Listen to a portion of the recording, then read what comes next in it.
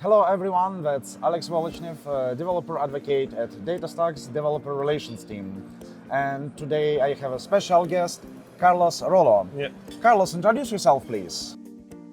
From DataStax, this is the Distributed Data Show. Hello, my name is Carlos. I work for Pythian as consultant, a Cassandra consultant, and I've been with Cassandra for 8 years already. So Wow. That was the version like 0.6 or something like that? yeah, 0.6. I went live with 0.8. It's nice. It was a long trip. How it started for you? How did you start to run Cassandra things? So I went into a project that was supposedly to scale really hard. So we're starting to do some measurements and gathering performance metrics into MySQL, and then figure out and then display those results and those metrics, and especially around network bandwidth. Yep. And we got to the point that our data ingestion, about 2 billion inserts a day, would not fit into MySQL. Well, they would, but then they wouldn't get out. So. Yep. So we figured out, okay, we need to change the data store, and that's when we evaluate several things. HBase was pretty hot at the moment, and Cassandra was brand new. But then we did start some testings with Cassandra, and when 08 came out with counters, and it was game breaking for us. Like, okay, we need this. And that's why our first production we tested in 06, first production 08, because exactly of the counters. But which other databases you have considered? Because I believe you did some research and so on. Yeah, so, well, MySQL was mostly out because that was what was there before and was not dealing with it.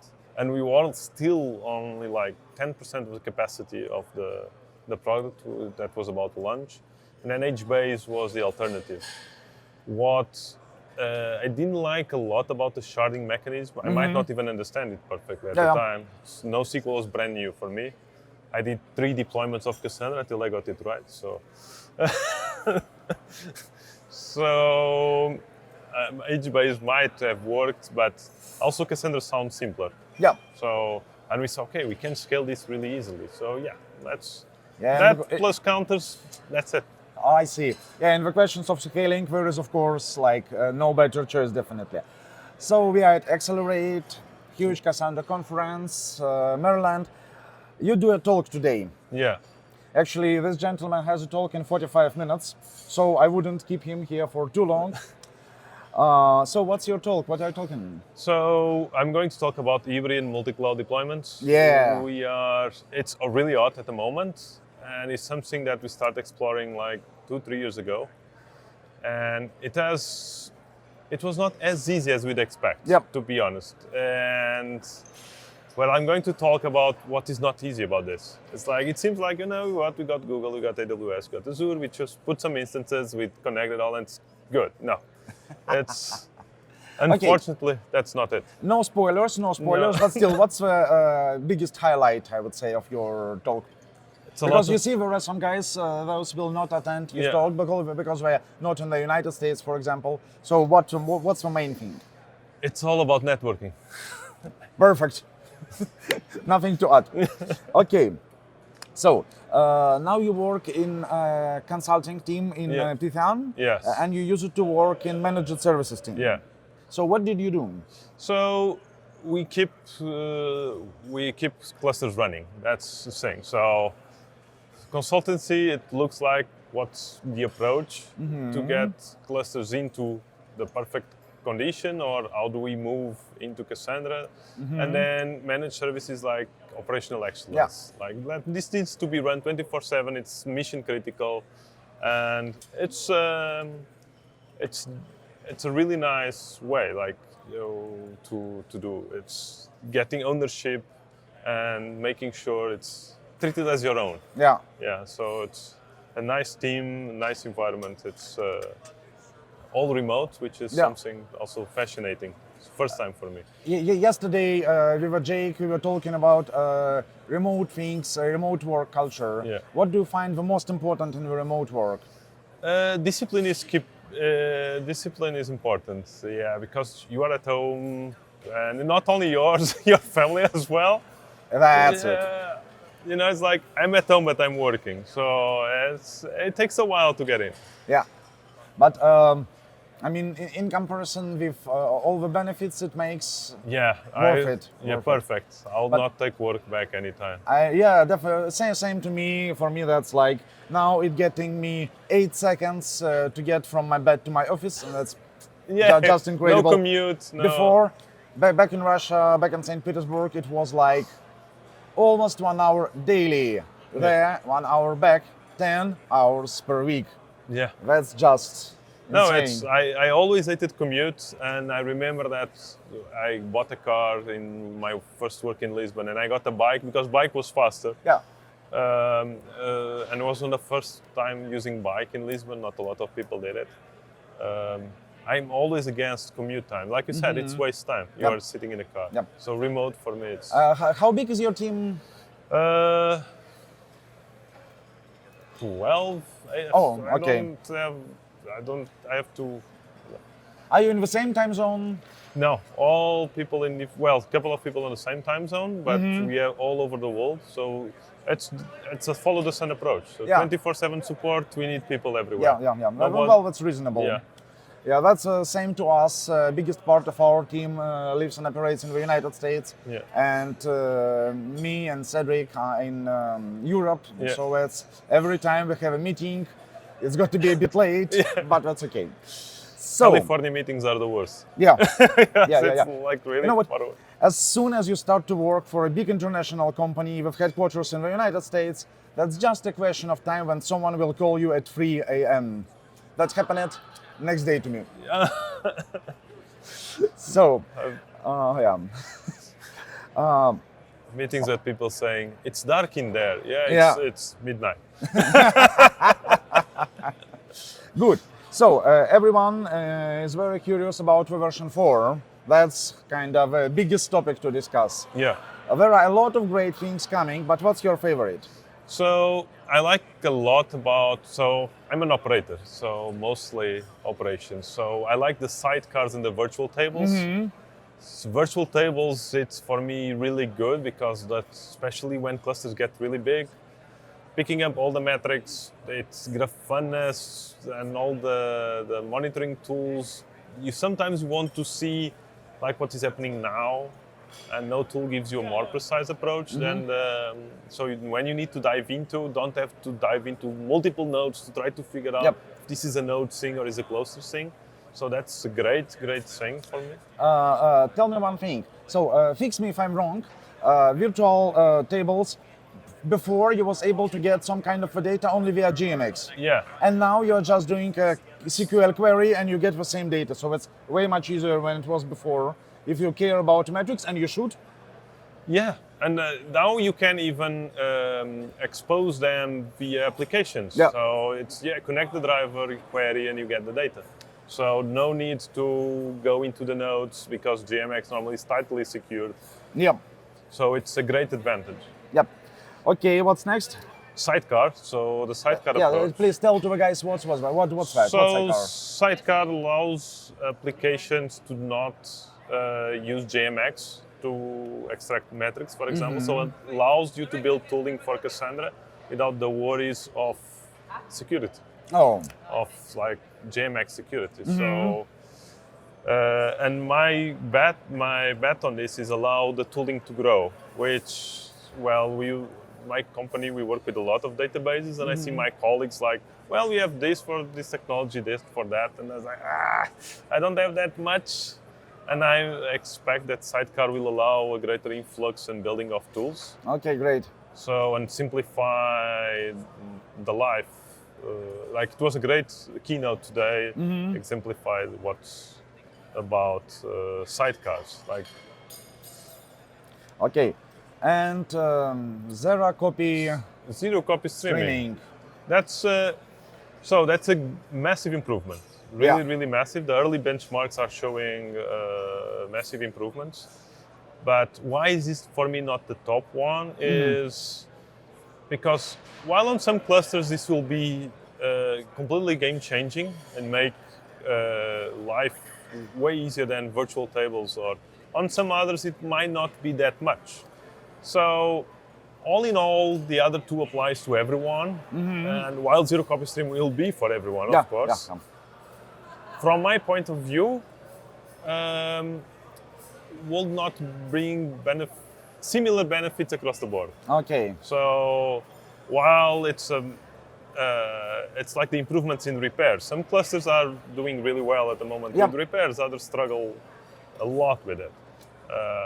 So it's those things that says, it's great to have them. It's massive improvements. I can say why I consider that so important. I'm really excited about zero copy streaming. I believe, as you, very a lot into infrastructure automation and very for auto scaling. And the idea of for me, that's always a big question: how fast can you run a new node? If you need to have some more firepower, you launch a node and then it starts to stream data from others, and you have like some petabytes of it. Or terabytes, doesn't matter, still pretty a lot, and might take days. A lot. Yeah, it might take days. Expanding a cluster might take days. And if I want to spawn some more nodes, getting ready for the, Christmas actions, Fridays. Black Fridays, when I have to think like a lot before that. But I want scaling to be much more responsive in the questions of time. No, it's going to be for those workloads where. Retail, for example, it's a market that will benefit massively. Because right now we have to plan Black Fridays ahead. Yeah. Like, okay, let's look at what happened. Let's look at the expectations, and we scale the clusters beforehand, but both scaling up and scaling down takes time, and it takes and zero copy streaming is, like I said, it's a game changing for this. So for those who are into auto scaling like me, guys, version 4 is must have, seems to be. Yeah. All the guys are confirming what we have incredible score, incredible improvement in the streaming things. So, you work as a consultant. Yeah. And for sure, guys are asking you, should I consider Cassandra or not? What do you tell them? When should you consider Cassandra?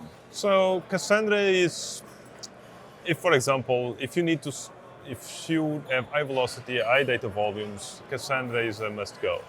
If you have scaling issues, I think you might, like for example, Black Friday, scaling other technologies might be hard. Yeah. Scaling Cassandra is that easy. So that's something that you should always take a Cassandra in account.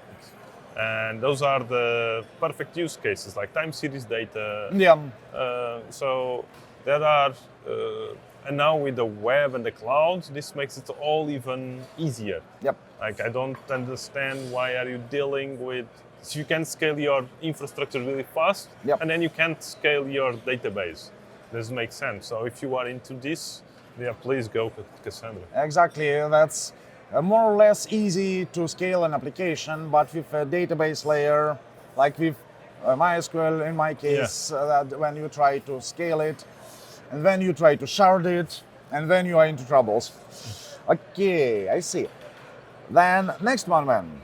Yeah. This one going to be a bad one. Maybe you will not like it. Then you should not consider Cassandra. So Cassandra takes away a lot of the traditional assets. So things that you take for granted. Atomicity, consistency, durability, and for what we just talked about, speed, velocity, ease of scale. But if you still need those things, and they are crucial for your business, or your model is deeply relational, and you're not going to scale. So maybe you should stick outside of Cassandra. So it's not a one-size-fits-all technology. It's a great technology, but it's not a silver bullet. I can say what my biggest concern when I started to work with Cassandra and Cassandra query language was the data integrity. I'm used to be like, okay, that's a user, that's his contracts. You have relations between them. If you are trying to set some weird long things, database will not let you in. Database supports the data integrity checks, or I don't know, on the lead cascade. Yeah. All these things, that's great. And then with Cassandra, you have to take care of it on its own, but that's the price we have to pay. Sorry, Exactly. Sorry, yeah. So you work a lot with different implementations and different deployments of Cassandra, different customers. Yeah. And I'm very curious. No names, please. Yeah. That's like. But what's the most typical, biggest mistakes running Cassandra? What the guys without big experience do? So mostly moving to Cassandra without thinking a lot about it. So I had MySQL, I moved to Cassandra. SQL is kind of similar, so they port the model. So this seems to be the biggest mistake. And I had a really big engagement recently where it was all about, so infra was good, configurations were good, but the data models were pretty bad. And this is, Cassandra offers a lot of help, like secondary index, materialized views, and this leads to somehow, if you don't really deeply understand them, leads to really bad data modeling. Yeah.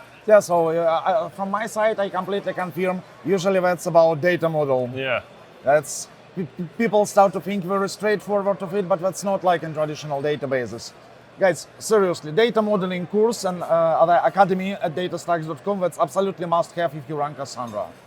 Like, just have no doubts, and moreover, that's free. So you don't pay for it, just sign up. It's a great one. I do it. I checked Academy yesterday. I see there are new courses. I often take them. Like, it's a refresher. It's always a good thing, even if you are doing it all day. Exactly. That was the situation. I will call no names. Yeah. Because that's not really a nice story. I was doing some events in different companies, and at one of them we were using Cassandra already for some years. And so we run Cassandra data modeling, application development, fundamentals, and so on. And in the end, we used Cassandra for a few years already. In the end, it was like we were using it wrong all that time. Yeah. Seriously. Just incredible. So, academy. We are almost out of time, so I have time for only one question. And that's my favorite one. What's your favorite software bug you ever encountered? So, this takes me back a long time. So really 1.2, 2.0, somewhere around that. So we had this massive already in production Cassandra cluster with massive use of counters. We used to monitor performance with them. And we did a rolling restart. So we upgraded Cassandra. Yeah. So we did a rolling restart of our cluster. And then I go to our performance charts and it's like, wow, performance is through the roof. Like, wow, it's really amazing. Well, you just do upgrade, you get... yeah, exactly. Like, this is like performance doubled before and after upgrade. But the problem is it was not monitoring Cassandra performance, but the underlying infrastructure performance.